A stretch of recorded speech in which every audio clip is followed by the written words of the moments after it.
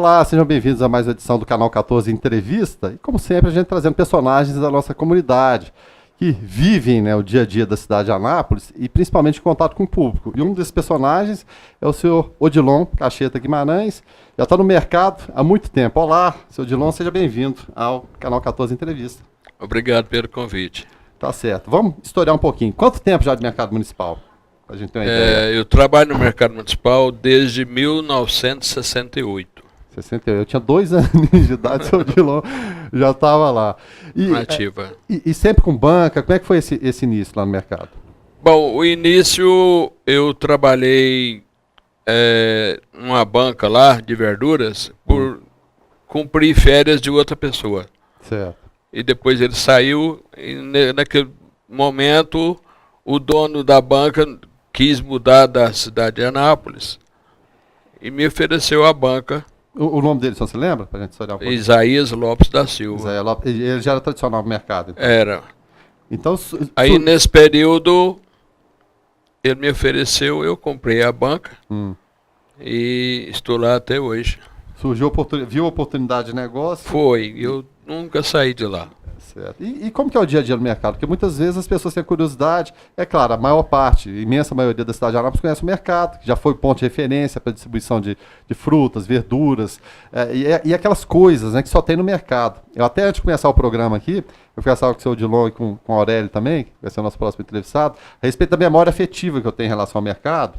As primeiras imagens que eu lembro é o quê? Meu avô me levando lá no final dos anos 70, início dos anos 80, eu tinha lá meus 12, 13 anos, sempre para comprar alguma coisa no mercado. Minha avó encomendava, aí a gente mora mais ou menos perto do mercado, aí vai lá, Cruz, né? Minha avó que chamava meu avô de Cruz, né? Cruz, vai lá no mercado e compra para minha manteiga, ou compra o queijo na banca de tal pessoa, ou compra verdura na banca de outro. Tem muito dessa coisa afetiva das pessoas, apesar das inúmeras opções que tem hoje de supermercado, de SEAS e tudo, de até permanecerem fiéis ao mercado? Existe. Tem aquele público fiel ao mercado. É uma tradição, né? Porque o mercado, ele é um centro atrativo por inúmeros produtos que se encontra. Só tem no mercado apesar da diversidade. Tem certos produtos que só acha no mercado municipal. Fala assim, onde é que tem isso? Vai no não mercado, precisa procurar em outro local. O freguês chega lá, eu andei a cidade toda procurando esse produto e achei aqui. Eu sempre comento, o dia que você precisar de alguma coisa diferente, você vem logo direto no mercado, que aqui você encontra. Então vai criando quase que essa tradição. Como eu estou falando, meu avô passou para mim, né? E tem essa tradição. A gente gosta de passear por lá. E eu acho interessante, senhor Odilon, essas coisas da vida moderna, né? A gente fala muito de vida virtual. E hoje, só para citar um exemplo aqui, até fora do contexto do mercado, claro, você tem as revistas digitais, o jornal digital, mas só que eu gosto de ter o contato com o quê? Com o jornal, eu gosto de cheiro de revista, de banca de revista, e com o mercado da mesma forma. Muito embora tenha toda a facilidade, hoje você pode entrar na internet, encomendar as compras pela internet para chegar na sua casa, parece você ter aquele contato com a verdura, com as mercadorias que tem, de você sentir o cheiro, parece que faz parte disso. Você entra no mercado e aquele cheiro parece que é diferente, ou eu estou errado em relação a isso? Não, é isso mesmo. Inclusive, muitos fregueses falam assim, eu gosto de fazer compra no mercado municipal. Por quê? Aqui eu tenho contato, eu escolho a mercadoria que eu preciso, eu converso com o dono da banca, que é muito diferente do supermercado, porque lá você escolhe, pesa, não conversa com ninguém. É tudo impessoal, você né? Não sabe nem quem é o dono, e lá no mercado não, você conversa com o dono, ele vai bater o papo, alguma conversa do dia a dia. Isso faz parte. Isso é uma parte de atrativo, de comunicação, né? É muito importante que a gente tá perdendo muito disso hoje, esse contato pessoal, né? Tá todo mundo na vida virtual e não... Hoje eu mesmo tenho freguesa que não faz pedido por telefone, internet e tal, e a gente eu faço a entrega, né? Faz a adaptação, mas o bom mesmo é aquele dia a dia da conversa. O dia a dia da pessoa chegar e ver, porque com certeza ela querer algum produto que ela nem sabe que eu tenho. Então ela pede uma coisa ou outra. E ela indo lá na banca, no mercado, no caso, ela vai ver outros produtos que ela nem pensava que eu ia ter lá e acaba comprando. Pode ser uma coisa interessante pro dia a dia, da própria cozinha, experimentar alguma coisa diferente, né? Certo. E tem encomenda também, ó, de repente, ó, não tem isso aqui agora, mas eu tô procurando. Tem esse tipo de coisa também? Faz a encomenda para mim? Tem, existe isso? tem. Muitas vezes a freguesa me encomenda algum produto, eu no momento eu não tenho, ou às vezes a mercadoria que eu tenho, ela já não está muito agradável, né? Mas no final do dia, alguma coisa? Eu falo assim, amanhã eu já chega nova, é isso, eu mando para a senhora, ou a senhora vem aqui, que amanhã a gente tem o produto. Então, interessante. A vivência, aquele bate-papo, muitas vezes está faltando, né? É, isso é mesmo. E cria-se aquele círculo de amizade, é claro, né? A gente vai entrando, vai saindo, alguns falecem, outros continuam, mas cria-se aquele ambiente ali de quase que família em relação a todo mundo que convive ali. Sim. E é claro que família também tem problema, gente. É normal que aconteça. Não, né? Acontece o seguinte, vários freguesas minha que já se foram, e os filhos, muitos deles continuou a tradição de fazer compra no mercado. Mas a maioria, às vezes, a mãe morre, aí já a tendência dele é fazer compra em outros locais. Mas eu acho, deixa eu até abrir um parênteses, que a partir do momento que vai lá e conhece, eu acho que fideliza de novo, acho que puxa de novo. A questão desse pessoal, dessa conversa pessoal, acho que faz muita diferença ainda, senhor Odilon. Aquele bate-papo. Se eu chego numa pessoa, ela me atende bem, aquela pessoa vai me ter o resto da vida. Só se acontecer algum problema muito sério. Né? Agora, se me atende mal, seja em qualquer lugar, em qualquer loja que você vá, nunca mais eu vou voltar. Inclusive, se alguém me pedir uma recomendação, eu vou falar, não vai lá não, porque o cara é bruto, é desagradável, isso tudo. Eu acho que tem muito disso aí, aquela conversa. E no caso do senhor, né, tanto tempo no mercado, aquela experiência de sentir, de repente o cliente está no dia bom para esse tipo de conversa, ou não está. Tem muito disso do psicológico também. De repente até um psicólogo por aqueles problemas do dia a dia que a gente tem, que os outros também têm? Certo. Porque a pessoa chega, conversa com a gente, bate um papo, ou que seja no sentido de compras, ou entra em outros assuntos. Muitas vezes não vai nem para comprar, né? Vai só para conversar. Às vezes vai lá só bater o papo, vai tomar um café, chega lá na minha banca e conversa, e pega no pé, né? Que o Botafogo perdeu, aquela coisa. Mas você tinha que lembrar isso. Aquilo ali é tudo festa, né? Faz parte o dia a dia e como é bacana a gente manter a tradição, né? Porque se a gente for por esse caminho da modernidade, é claro que ela vem e toma conta. Mas se a gente não mantiver essas tradições, acho que a coisa vai desandar, né? A gente vai tomar um rumo desconhecido em relação a tudo, né? As pessoas não vão nem se relacionar mais, né? Então, a nova freguesia hoje do mercado é um pessoal estranho hoje, sabe? É um público novo que a maioria deles não conhece. E como que é esse primeiro contato? Como é que funciona isso aí, o psicológico do senhor para captar aquele cliente e entender o universo dele, como é que funciona? O atendimento. É aquilo que eu falei, aquele primeiro contato, né? É o atendimento que a gente tem que ter, bater o papo, conversar com o freguês e não conversar o freguês. Aí o senhor falou, o senhor resumiu tudo a entrevista. Certo? Então acontece isso. O atendimento hoje é fundamental. E continua sendo sempre. Não é à toa, desde 68, 49 anos, gente. Você se estabelecer e permanecer na mesma atividade não é para qualquer um, não. Vamos falar um pouquinho de esporte agora? Vamos falar do nosso Botafogo. A gente até brincava antes. Aqui, é claro, a entrevista é gravada. O Botafogo é daqueles times que quando você espera que tudo vai acontecer favorável, a coisa desanda. E a gente sabe como é que funciona isso, né? Só quem é botafoguense que sabe, né? Então. E quando você pensa que não vai acontecer, a coisa acontece. O senhor falava que o pessoal pega muito no pé. E eu ando muito a pé pelo centro da cidade e todo mundo fala de futebol. Não, futebol tá ficando para trás e tudo. Mas a conversa, em todos os lugares que eu passo, seja ali perto dos comerciantes que tem ali ao redor do mercado, né? Os comércios, os próprios shoppings, é futebol o tempo todo. Isso no mercado também é variável, né? De pegar no pé. Não, no mercado é o ponto. Lá o assunto na parte da manhã é futebol. Seja não nacional, se fala em outro assunto, não fala em política, não fala em governo, ainda bem, né? Não fala em crise. A pegação no pé é futebol. Porque lá são vários torcedores de todos os times.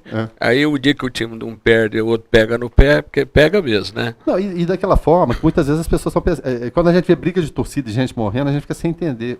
A essência do futebol é o quê? é você saber, entre aspas, né, zoar, gozar o seu amigo, e é claro ter a contrapartida depois também acontecer, né? E normal, isso acontece sem briga, sem nada, né? Isso faz parte É do uma universo. brincadeira que a gente faz, com Claro, respeito. Evidentemente. Né? E Porque às cada vezes sabe até o limite, né? Se a tem pessoa um vê que tá limite. extrapolando, você para. Se a pessoa achar que está sempre prejudicada, assim, na maneira da gente expressar, então a gente já encerra o assunto. Mesmo que claro, Não é conhece as mesmo? pessoas. Exatamente. Mas ali é uma família, sabe? É onde eu trabalho, o mercado, ali é uma família, é muita amizade que tem ali, sabe? Eu costumo falar em relação à minha profissão, né? Para mim não é sacrifício. Às vezes eu tô até estressado em casa, eu vou pro trabalho, seja rádio, ou televisão, eu desestresso.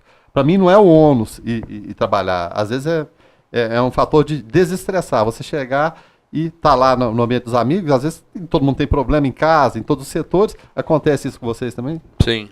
É um prazer, de repente, ir lá e não assim, vou ter que acordar de madrugada para ir pro trabalho. Ah, meu Deus, que tristeza, né? Não, mas é o dia a dia, então sempre dá essas coisas, né? Mas é muito bom aquilo ali.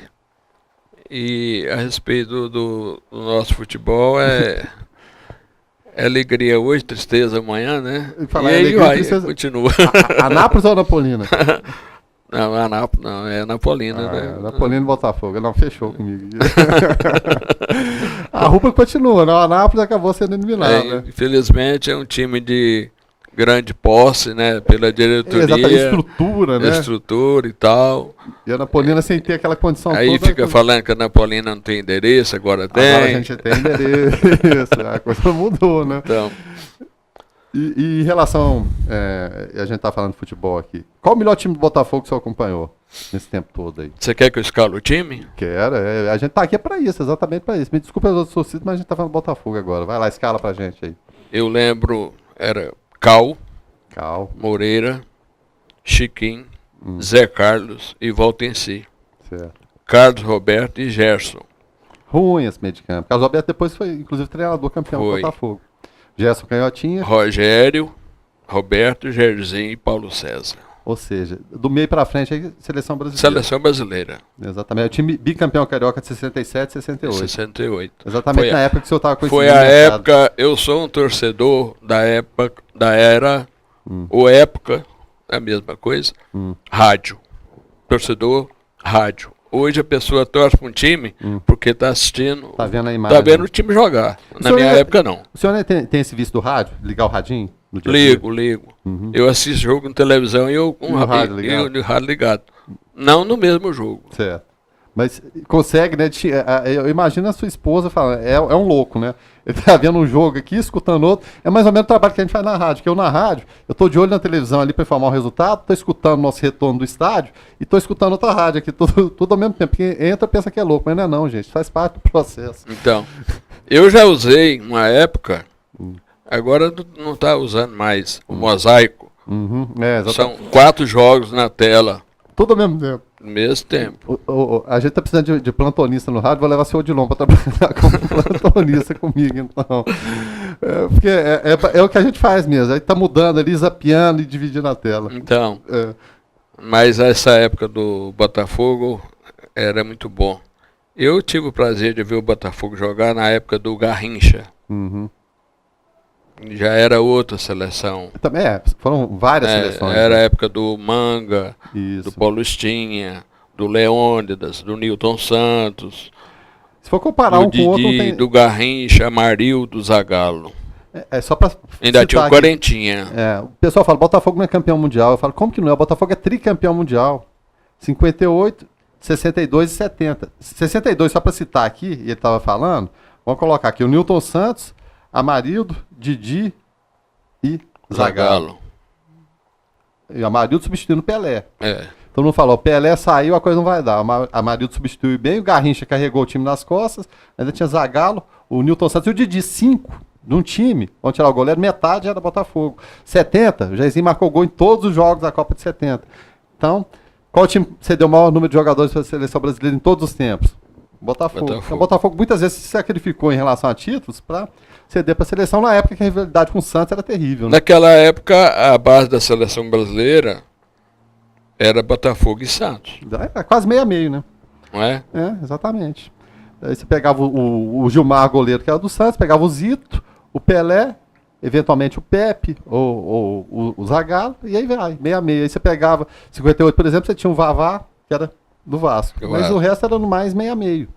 Então, muitas vezes a gente fala, mas vocês estão lembrando da época que não existe mais. Mas se a gente não lembrar da história, como a gente está falando do mercado e falando do futebol aqui, o que a gente vai passar para as gerações futuras? Exatamente o que a gente viu, a memória afetiva que a gente tem, né? Certo. Seja do local de trabalho, seja do time de futebol, né?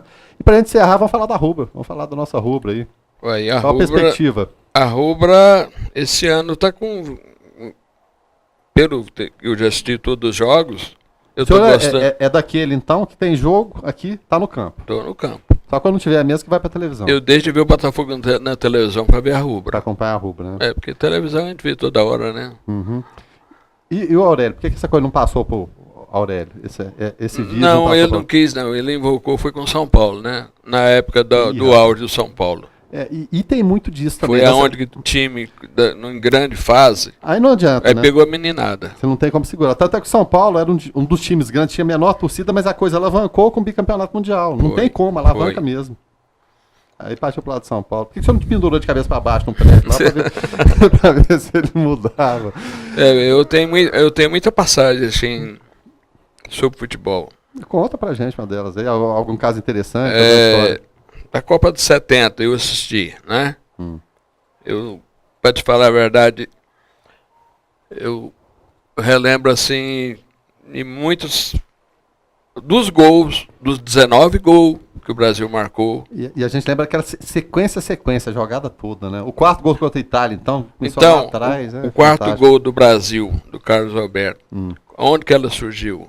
A lá jogada atrás, do Clodoaldo. E o Clodoaldo que tinha errado no primeiro gol da Itália, né? No primeiro gol da Itália, no gol da Itália, ele foi fazer um toque de calcanhar. Exatamente. O que era aquilo? Excesso de categoria. Confiança ali técnica. Foi. E pegou no peito do atacante lá, o Brito, travou, mas ainda sobrou pro cara, o cara marcou. Então, saindo o quarto gol, a origem, ele driblou 5 italianos só no gingado de curva. Sem tocar na bola. Bola ainda ele só gingava. Aí lançou, não me lembro, foi pro Everaldo. O Everaldo lançou. Eu não me lembro mais o que pegou pela esquerda. Não, acho que foi o Gerson. Aí o Gerson tocou pro Jairzinho. Foi. O Jairzinho pro Pelé e o Pelé rolou pro Carlos Alberto. E ele pegou tá certo. E a bola subiu bem na... teve uma graminha lá para ajudar um pouquinho. Subiu bem na hora. Isso marca, né? Talvez tenha sido dos gols e de tudo que você acompanhou a coisa mais simbólica nesse tempo todo, incluindo Botafogo, Seleção, a Napolina. O time da Napolina dos anos 80 tem aquela coisa que não... Da Napolina eu lembro daquele timaço. Sabe, a gente fazia pergunta de como ficou o jogo. A pergunta não era essa. De quanto a Napolina ganhou. O Sávio marcou quantos gols? Exatamente. Então a pergunta era essa, da época. E para quem não acompanhou, todo jogo era 2 gols do Sávio. O Sávio foi o terceiro artilheiro do Campeonato Brasileiro, numa campanha que a Napolina em 82 foi a 9ª colocada no geral. Ele ficou atrás somente, se não me engano, do Serginho e do Zico. Uma coisa fantástica. Jogando um time com a Napolina, que ganhou do Fluminense aqui, ganhou do São Paulo, ganhou do Cruzeiro aqui e lá. Uma campanha fantástica. Ganhou do Inter lá.